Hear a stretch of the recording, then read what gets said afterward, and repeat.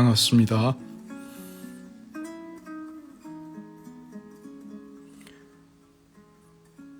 새벽 3시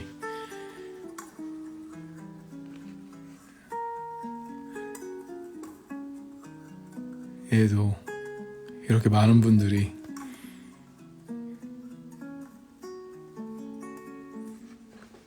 아직 잠을 못 이루고 계셨네요.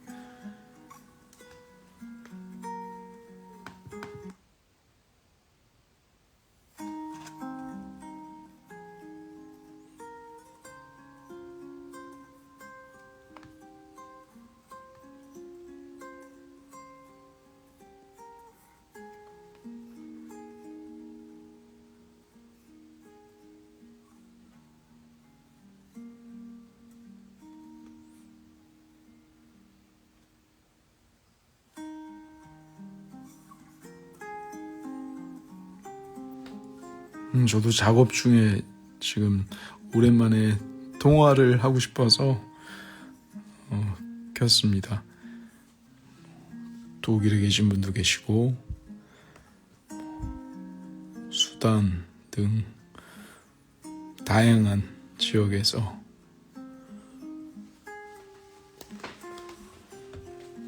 밴쿠버 또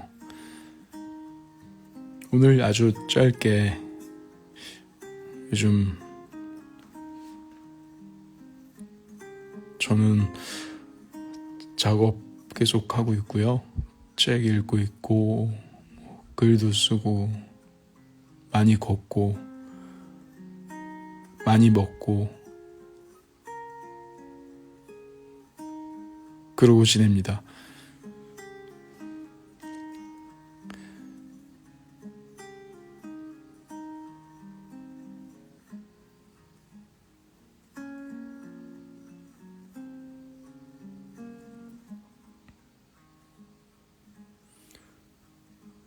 오늘도 아주 오랜만에 한 챕터 중에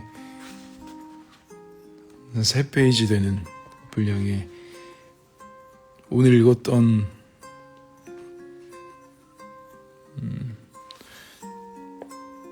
나누고 싶은 구절들 읽어드리고 나갈게요. 여러분들도 편히 언제든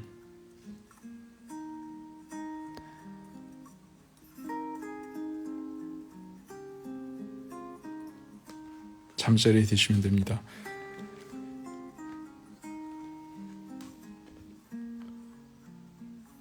존재가 시드는 방식에는 2가지가 있다. 썩는 것과 마르는 것. 아름다움이 절정을 다한 뒤에도 물기가 남아있으면 썩기 시작한다. 그것이 꽃이든 음식이든 영혼이든. 그러나 썩기 전에 스스로 물기를 줄여나가면 적어도 아름다움의 기억은 보존할 수 있다. 이처럼 건조의 방식은 죽음이 미구에 닥치기 전에 스스로 죽음을 선취함으로써 영속성을 얻으려는 욕구에서 비롯된 것이다. 어느 날 책상 위에 마른 석류를 들여다보니 주변에 검붉은 가루가 흩어져 있었다. 몇 년째 썩지 않은 석류를 보며 불멸이라는 말을 떠올리기까지 했는데 그 단단한 껍질을 뚫고 작은 벌레들이 기어나오고 있었다. 아, 육체란 얼마나 덧나기 쉬운 것인가. 견고해 보이는 고요와 평화 속에는 얼마나 많은 관능의 벌레들이 오글거리고 있는가. 나는 그 순간 삶이란 완벽한 진공 포장이 될 수 없다는 사실에 차라리 안도했다. 그리고 내 풍장의 습관도 앞으로 몇 번이고 생명의 기습 앞에 무릎 꿇어야 하리라는 걸 예감했다. 나이 덕 사라진 손바닥. 살아있던 것이 쓰러져 갈 때는 썩어서 분해되거나 마르면서 남게 되거나 한다. 이 차이는 공교롭게도 물기 때문이다. 물은 생명을 유지하는 데 필수적인 것이지만 이미 생명을 잃어버린 것들에게는 썩어 없어지게 하는 것이다. 물은 따로 떨어져 있는 것들을 뭉치게 하는가 하면 동시에 녹여 흩뜨려 버리기도 한다. 응집력과 용해력이라는 상반된 성질을 동시에 지니고 있으니 물의 작동 원리가 이처럼 역설적이다. 그런 물이 삼라만상을 이룬다. 서양 최초의 철학자로 불리는 탈레스는 만물의 근원을 물이라고도 했다. 나이덕 시인은 생명체를 썩게 하는 물이 재빨리 빠지면 오히려 죽음을 앞당겨서 말라버린 채로 그 모양새를 유지시키는 영속성이 나타난다고 보았다. 그런데 불멸인 듯 보였던 이런 영속성도 결국 와해될 수밖에 없다. 단단한 껍질을 뚫고 작은 벌레들이 기어나오고 있으니 말이다.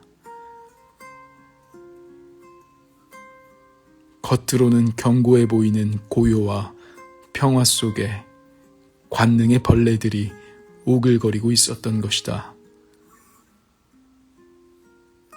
무릇 모든 생명이 그러하다. 우리가 살아 숨쉬는 동안 우리 몸 안에는 수조 마리의 미생물이 우글거린다. 생체만 우글거리는 것이 아니라 사체도 무수히 쌓였다가 밖으로 나간다. 그래서 삶이란 완벽한 진공 포장이 될 수 없다. 그런데 이 사실이 차라리 우리를 안도하게 한다. 우리 생명체가 미생물들의 생체와 사체로 뒤범벅되어 있는데 진공으로 포장된다면 어떻게 될까? 생각만 해도 끔찍하다. 오히려 와해되고 분해되는 것이 마땅하고 더 바람직하다. 그래야 잘 스미고 녹아들어 생명이 살아갈 수 있기 때문이다. 나 역시 앞선 생명체가 묻히고 분해되었던 토양에서 태어났고 거기서 양분을 흡수하며 자라왔다. 나의 생명은 다른 생명들에게 의존하고 있다. 그것이 내가 살아가는 방법이다. 내가 생명을 살아가는 것이 아니라 생명이 나를 살고 있기 때문이다. 물론 나 역시 다음 세대가 의존하고 섭취할 양분이 될 것이다.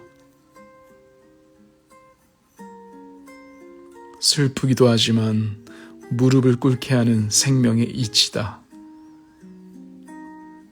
체념하자는 것이 아니라 순리에 대해 겸허하자는 것이다. 우리는 죽음을 먹으면서 살아왔기에 또한 죽음으로써 새 삶의 먹이가 된다. 나를 살고 있는 생명이 태어난 목숨일 뿐 아니라 더 근본적으로는 삶 자체가 명령한 것이기 때문이다.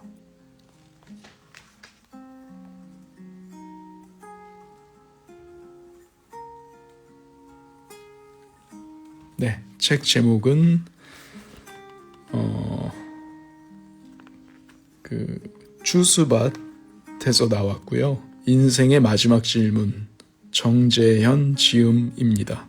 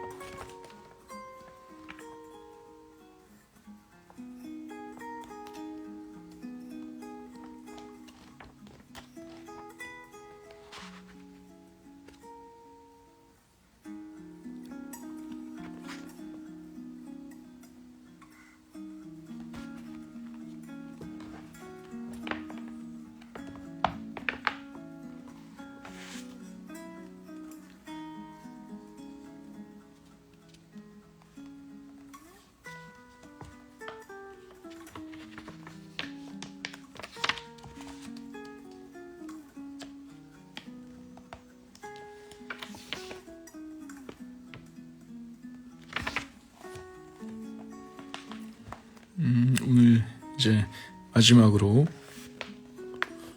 여러분들에게도 도움이 됐으면 하고요. 재밌는 챕터 하나 더 읽어드리고,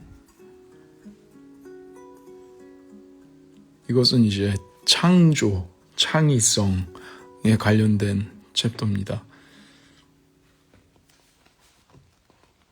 뻔한 것을 새롭게 보는 힘. 창조적 자기 변혁의 체험은 다른 대상을 보는 것이 아니라 같은 것을 다르게 보는 것이다. 카를 융.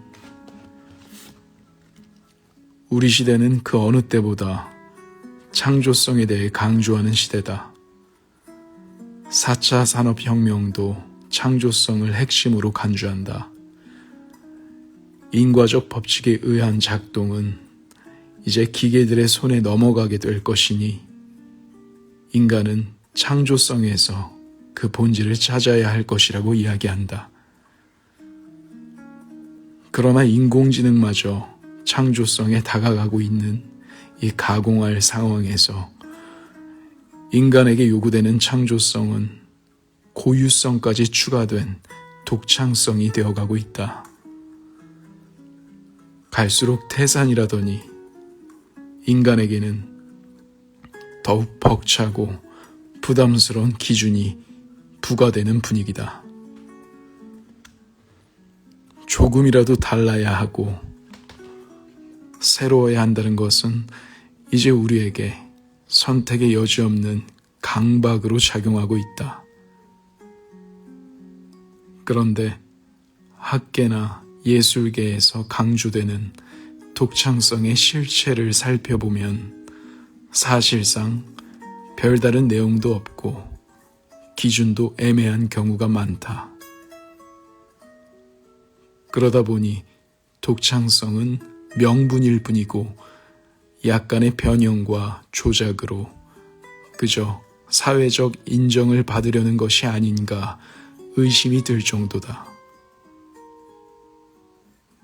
강박적으로 독창성이 강조되는 분야라면 어디든지 이러한 경향이 나타나는 것 같다. 오히려 그 수많은 독창성들이 식상하게 보일 정도다.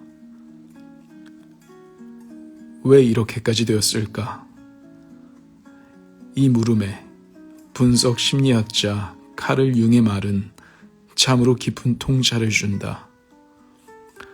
무언가 낯설고 독특한 것만을 강조하는 새로움은 우리의 삶과는 왠지 동떨어져 보이고 멀어 보인다. 결국 새롭기만 한 새로움은 시간이 지나면서 바로 낡은 것이 되어버린다.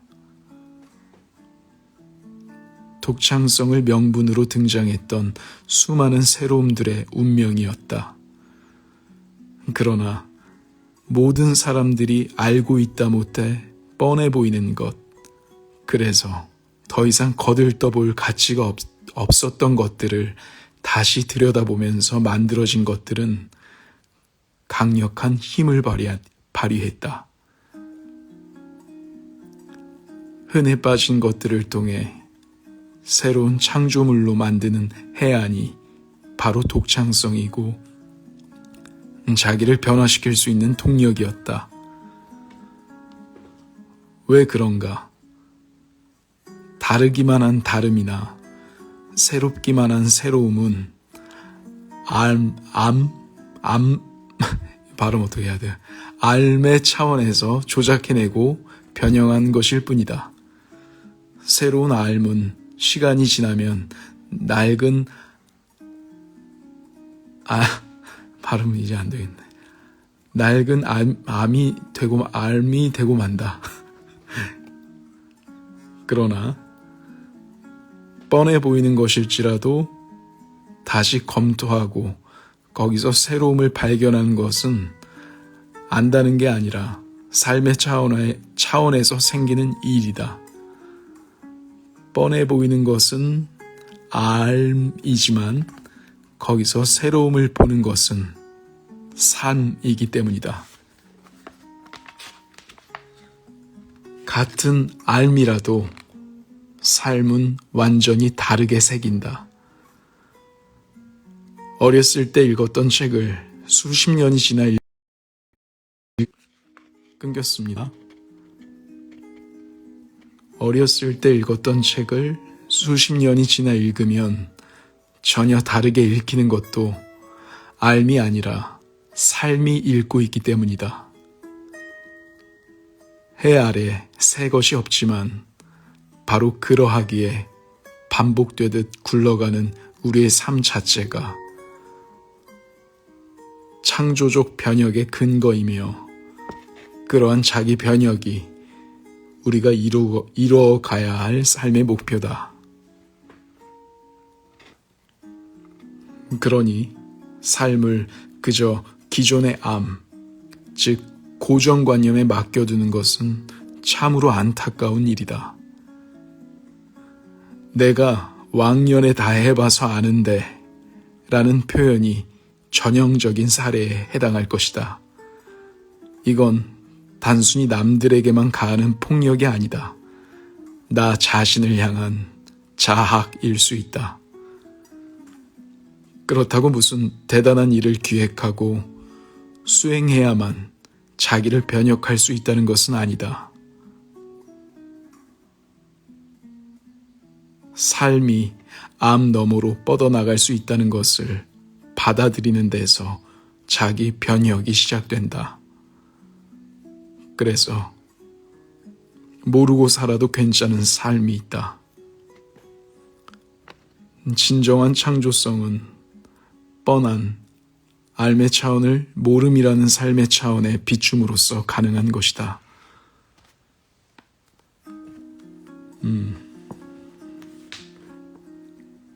그쵸.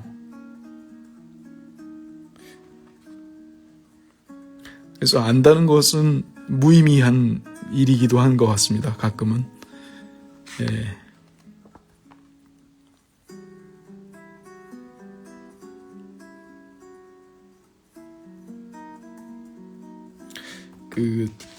얼마 전에 더 보이즈라는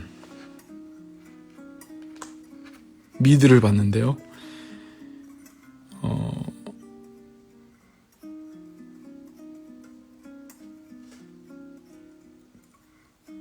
슈퍼히어로들이 나옵니다. 근데 그 슈퍼히어로들이 뭐 슈퍼맨 같은 캐릭터도 있고 원더우먼 같은 캐릭터도 있고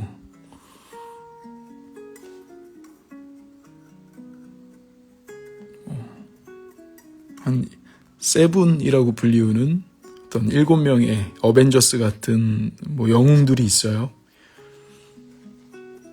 근데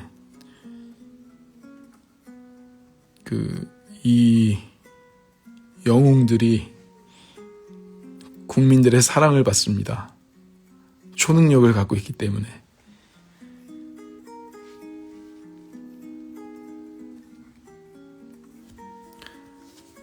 그리고 그 영웅들은 뭐 인스타그램에서 직접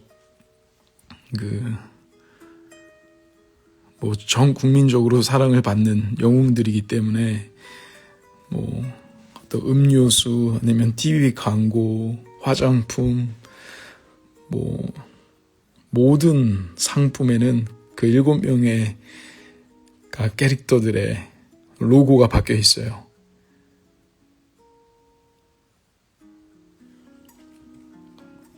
모든 비즈니스 또는 프로모션으로서 그 영웅들의 모습을 사용합니다.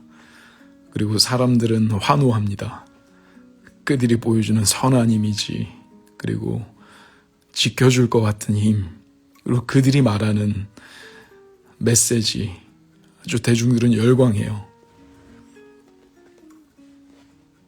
그런데 그 드라마가 재밌는 것은 그 영웅들이 그 카메라가 꺼지면 마약을 하고 변태성을 드러내고 아주 정반대의 삶을 산다는 거예요. 그리고 대중들을 어떻게 하면 잘 이용할 수 있는지 그 영웅들을 케어해주는 기획사가 있습니다. 뭐 기획사라기보다는 그 영웅들을 컨트롤하는 회사가 있어요. 그리고 그 영웅들을 컨트롤하는 회사에서 각 영웅들마다 너는 어디 나가서 인터뷰하지 마세요. 대본 없이는 너 머리가 좀 이게 안 돌아가는 게 티가 나니까 대중들이 실망할 수 있다. 그래서 대본을 준 대로만 해라. 이런 걸 옆에서 제공해주는 그런 이미지를 만들어주는 회사가 있고 어떤 멤버들이 있고 약간 굉장히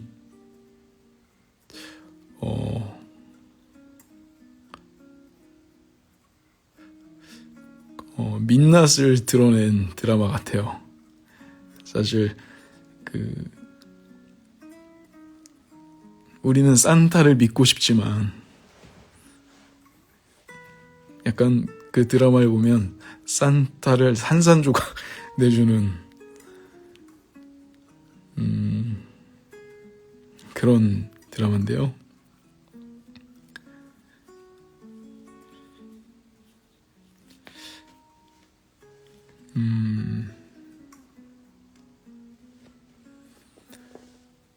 그래서 거기서 되게 재밌었던 게 요즘 대중들은 밈을 좋아한다.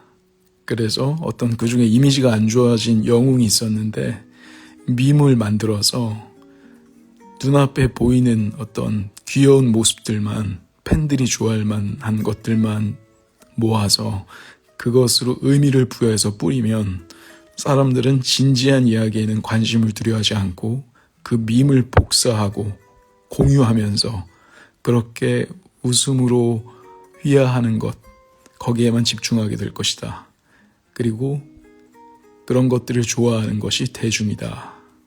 라는 메시지를 던져요.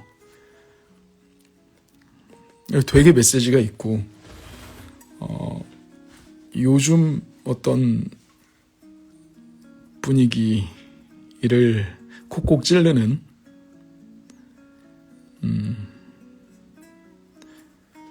과감한 드라마였습니다. 근데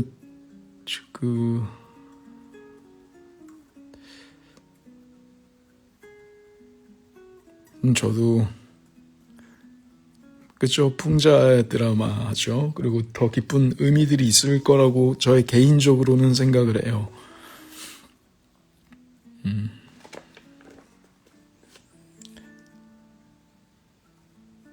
갑자기 이 얘기를 왜 했냐면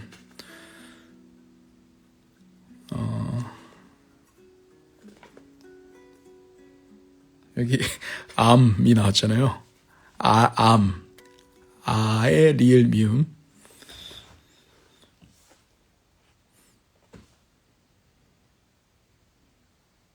이런 거예요. 이런 심리예요. 예를 들어서 지금 저는 사실 화면을 켜지 않아요. 화면을 켜면 그 화면이 보여주는 것대로 사람들의 반응이 바로 쏠리거든요.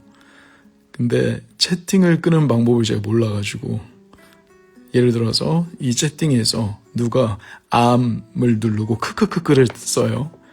그러면 우리는 그 암의 크크크크에 함께 빠지면서 이 말하고자 하는 자가 어떤 전하고자 하는 의미들을 크크크크로 다 가리는 거예요. 그러니까 예를 들자면 그 드라마가 말하는 것은 그런 측면이 있어요. 되게 재밌는 거예요. 이런 심리가 나오는 거예요.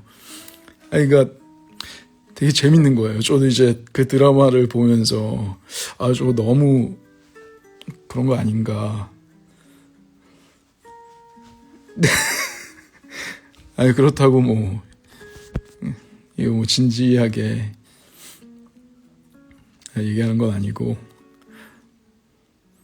재밌잖아요. 그래서 사실 제가 여기서 그 드라마처럼 이미지를 만들겠다 싶으면 암 같은 단어를 귀엽게 몇 번 실수하는 거예요. 그러면 여러분들은 귀여워요, 귀여웠다 그랬지 막 이런 얘기를 하시겠죠. 그러면서 갑자기 이제 제 귀여운 이미지를 제가 만들어갈 수 있는 거죠.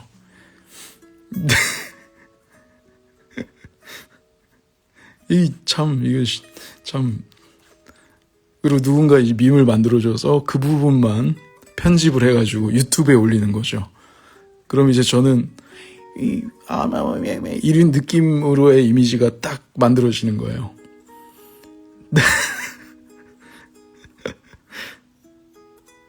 근데 실제로 기획사들은 이런 것들 연구하고 캐릭터를 잡는 사람들이 분명히 존재를 하고,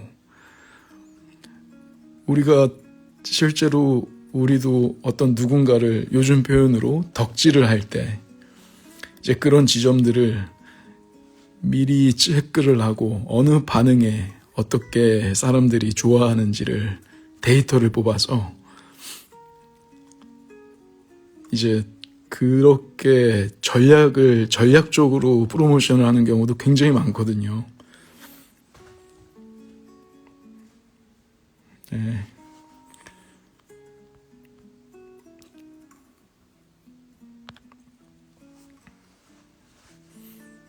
참, 그러니까 이제 그 어떤 아이돌의 친구들은 자기의 진짜 이야기를 못하게 되는 거예요. 왜냐하면 좋아하는 모습만 보여줘야 되니까. 진짜 이야기를 하면 만들어진 이미지가 갖고 있었던 어떤 재미남, 섹시함, 쿨함, 뭐 여러 가지가 있겠죠. 유쾌함.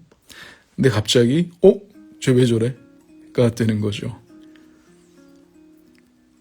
그래서 우리 수많은 동료들 또는 기획사에서 많은 것들을 요구하겠지만 한 사람으로서 자신의 이야기를 용기 있게 때로는 뜨겁게 할 수 있는 문화와 그 뜨거움을 함께 나눠줄 수 있는 사람 대 사람으로서의 소통이 참 필요한 시대인 것 같다라는 생각을 제 개인적으로, 저도 참 그런 게 부족한 걸 너무 알고 있기 때문에 그런 간절함을 담아서 한번 이야기를 해봤습니다.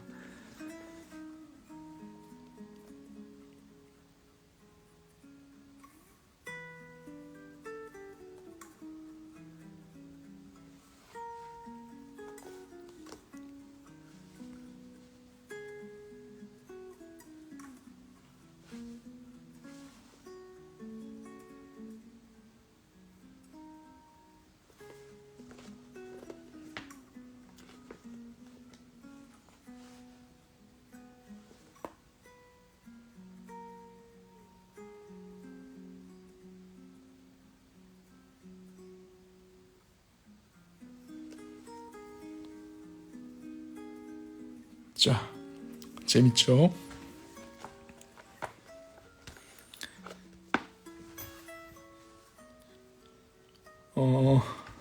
저는 애교가 많아요. 네. 애교도 많고,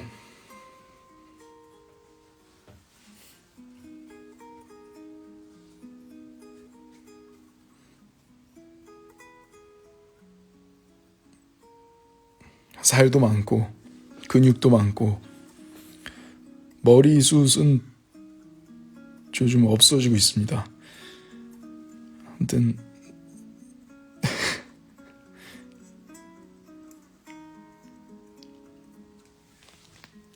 여러분,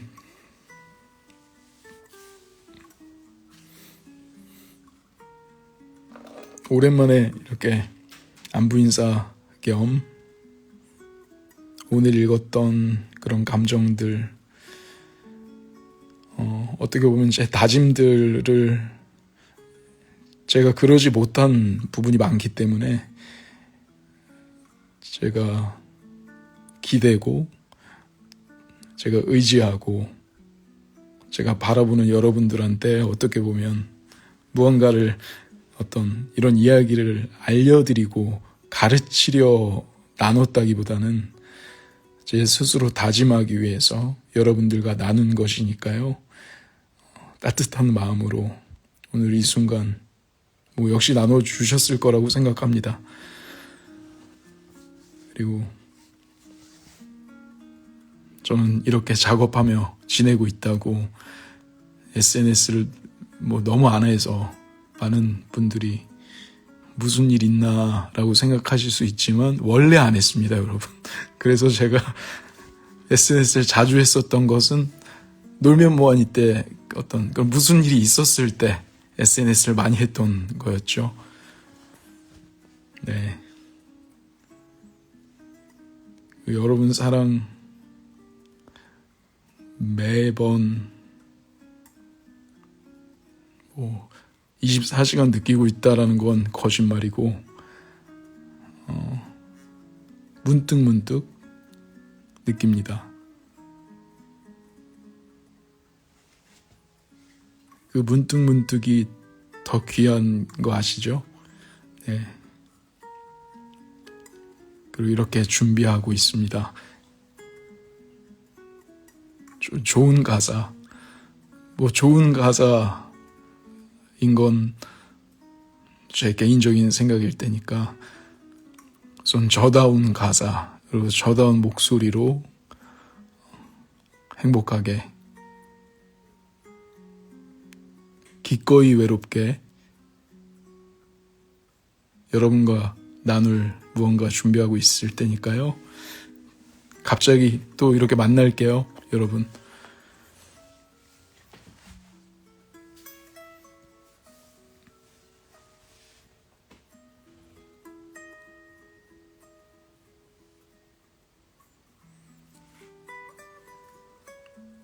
자, 새벽 3시 30분까지 함께 해주셔서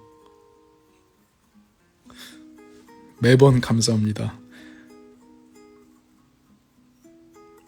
여러분들의 응원 그리고 댓글을 쓰지 않으셔도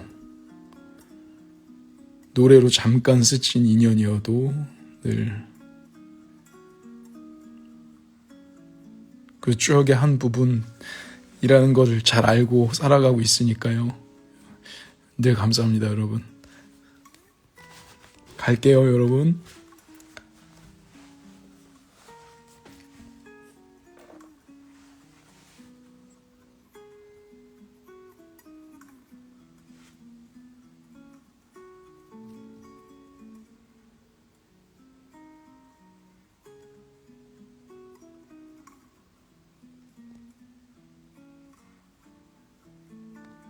뿅.